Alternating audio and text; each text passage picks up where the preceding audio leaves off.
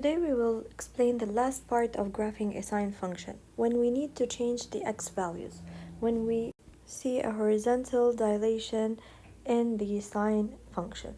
Let's take an example. Y equals sine 2x. As you can see here, the 2 represents a horizontal dilation. And we know that the horizontal dilation has a factor. So this horizontal dilation is by a factor of the reciprocal of the value that we have. So the value that we have is 2, so the horizontal dilation is by a factor of 1 over 2. And because it's horizontal dilation, we know that it's going to change the x values of the parent function. So the x values of the parent function are going to be multiplied by 1 over 2. If you notice over here, we do not have any other transformations. So the y values of the parent function are going to stay as is without any change. Here, the x is in radians, so the x values of the parent function are 0, pi over 2, pi, 3 pi over 2, and 2 pi. If you remember, the y values of the parent function are 0, 1, 0, -1, and 0. As we explained, the x values of the parent function are going to change by multiplying them with a factor of 1 over 2 in order to get the x values of sine 2x.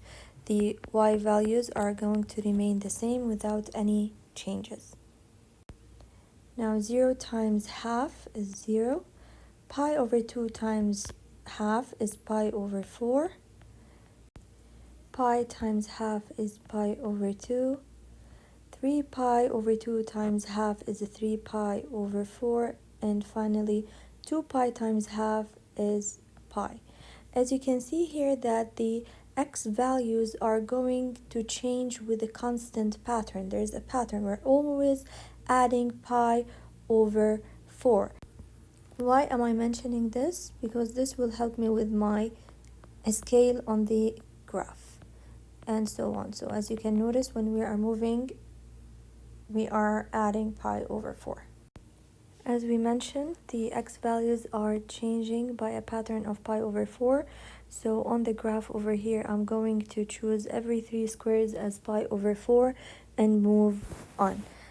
Now on the y-axis, we have our maximum value is 1 and minimum value is -1. I'm going to take 2 squares to represent 1 and 2 squares downwards to represent -1. Now we plot our points. 0 has a y value of 0. Pi over 4 has a y value of 1. Pi over 2, 0. 3 pi over 4, -1. Pi, 0. Now we need to connect our points to get our graph. After getting our graph, let's verify the period and the amplitude. As you can see from the graph, the period is pi because the cycle starts at 0 and ends at x equals pi. Let's verify it using the formula. We said that the period is 2 pi over b. b here is 2, so 2 pi over 2, and that's a pi. So as well, a rule verifies that the period is pi. Amplitude here, as you can notice that it is equal to the absolute value of a, and a here is 1, so it's 1. Let's verify it from the graph. The y maximum is 1 and minimum is -1. That's a 2 over 2, and that's a 1 as well. So both our period and amplitude are verified using the graph and using the formulas. Another exercise, y equals 2 sine 4x. Let's first list the transformations that are found in this sine function. As you can notice here, we have vertical dilation by a factor of 2, and this is going to change the y values of the parent function. We're going to multiply the y values of the parent function by a factor of 2. As for the 4 here, this represents a horizontal dilation. The horizontal dilation is going to change the x values of the parent function by a factor of 1 over 4. Remember, horizontal dilation, the factor is the reciprocal of the value given. We wrote the table values of the parent function in degrees because x is given in degrees.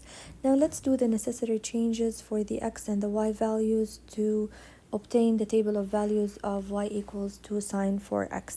First of all, let's start with the x values. As we mentioned here, they must be multiplied by a factor of 1 over 4. So each value must be multiplied by 1 over 4. Do not confuse yourself and write each value at a time. 0 times 1 over 4 is 0.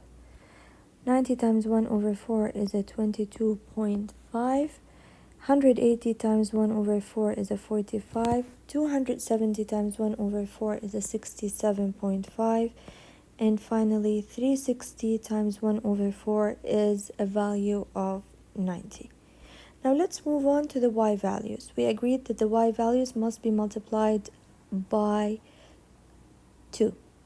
0 times 2 is a 0. 1 times 2 is a 2. 0 again. Negative 1 times 2 is a negative 2. And then 0 again. We will use this table to graph our sine function.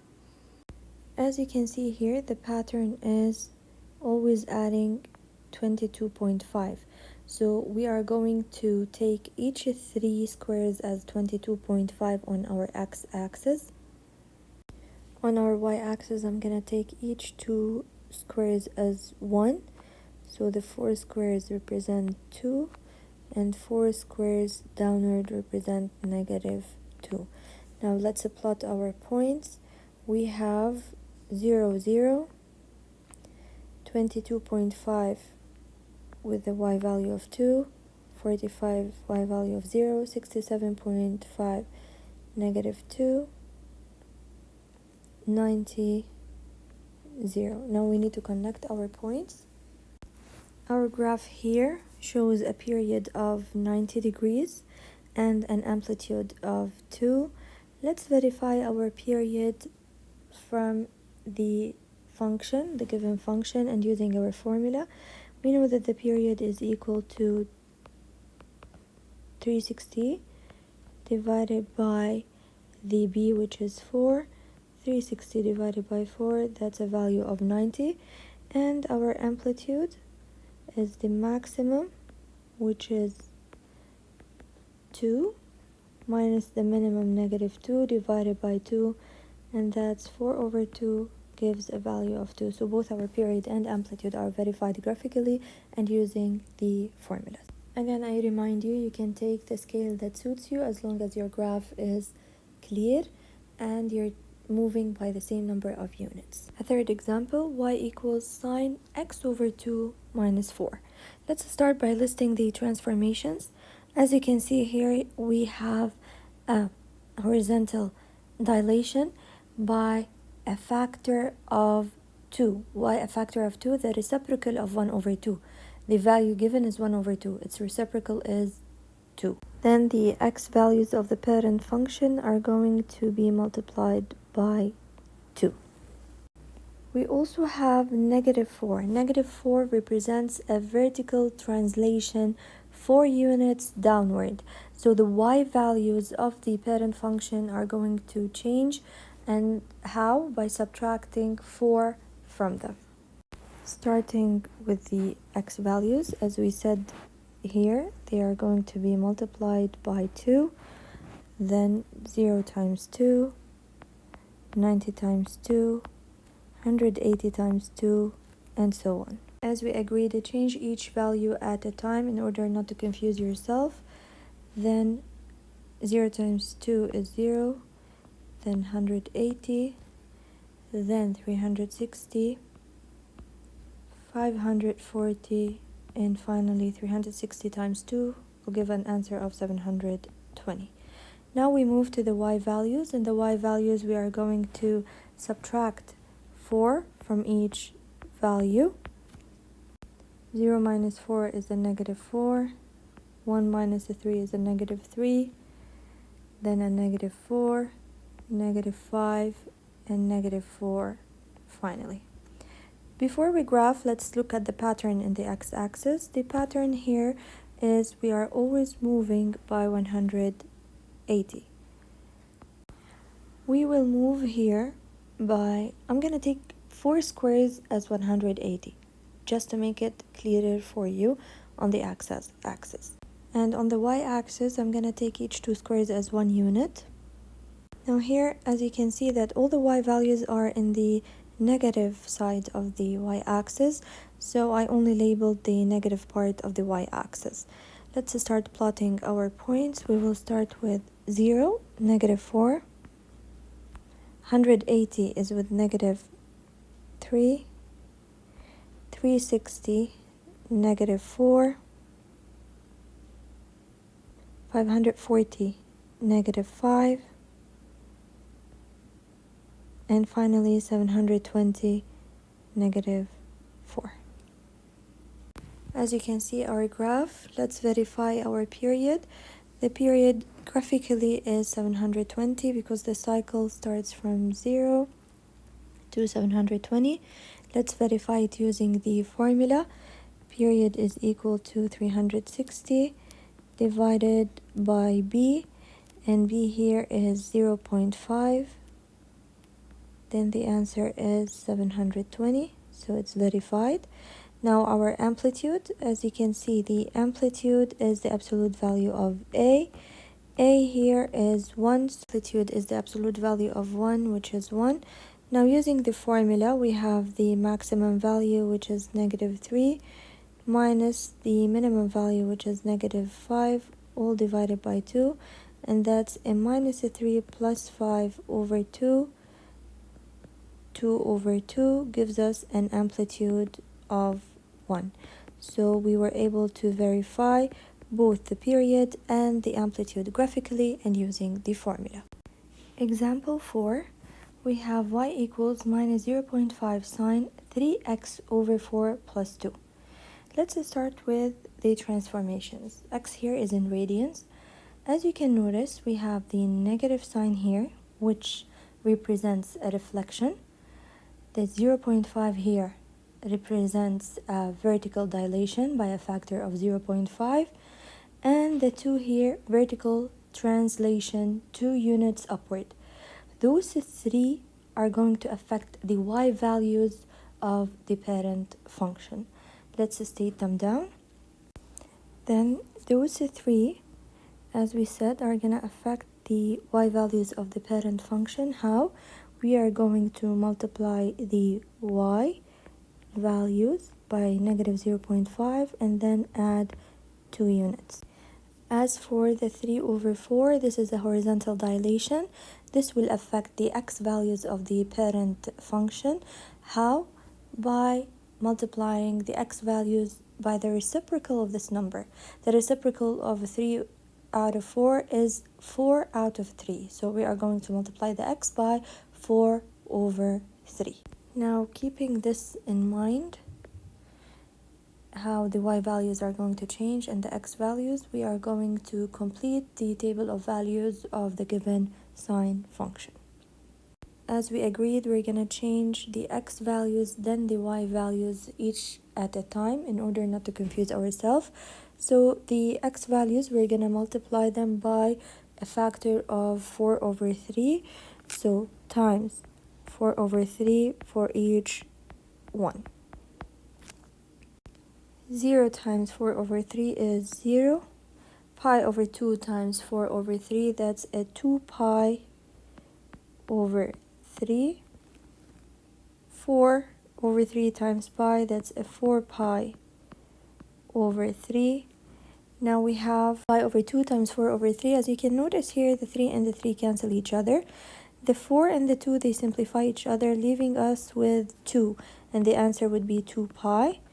And here we have 2 pi times 4 over 3, that's 8 pi over 3. Moving to the y values, we're going to multiply each y value by -0.5 and then add 2 to it. -0.5 times 0 plus 2, that's a 2. -0.5 times 1, that's a -0.5 plus 2, leaving us with plus 1.5. Then a 2 again. -0.5 times -1 plus 2 is 2.5. and finally a 2. We are going to use this table of values in order to graph our given sine function. As you notice, our x values are increasing by 2 pi over 3. So I'm going to take each 3 squares as 2 pi over 3 on the x-axis. As for the y-axis, I'm going to take each square as 0.5. I plotted a few points, then 2 pi has to go up to 2.5. And then we have the 8 pi over 3 with a y value of 2. We need to connect the points to get our sine function. As you can notice, the period is 8 pi over 3 and the amplitude is 0.5. Let's verify the period using the rule. The period is equal to 2 pi over or divided by 3 over 4, and then it's going to be 2 pi times 4 over 3. It is 8 pi over 3, so it's verified. The amplitude here is equal to 2.5 minus 1.5 over 2, and that's a value of half or 0.5. So both are verified graphically and using the formulas.